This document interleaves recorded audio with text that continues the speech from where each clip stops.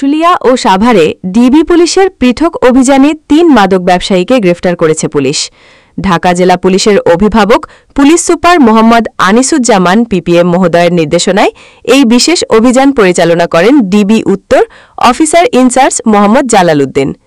বুধবার বিকেল ৫টা ২৫ মিনিটে আশুলিয়ার বাইপাইল বুড়ির বাজার রোডের ডায়মন্ড মোড় এলাকার অভিযান চালান এসআই আব্দুল মুত্তালিবের নেতৃত্বাধীন টিম।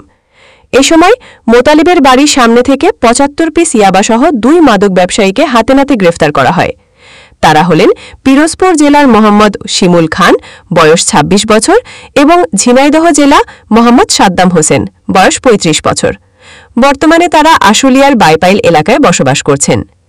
অন্যদিকে একই দিন রাত ৮টা ৩৫ মিনিটে সাভারের নয়াবাড়ি রেডিও কলোনিতে আরেকটি অভিযান চালায় এসআই আরিফুল ইসলামের ফোর্স।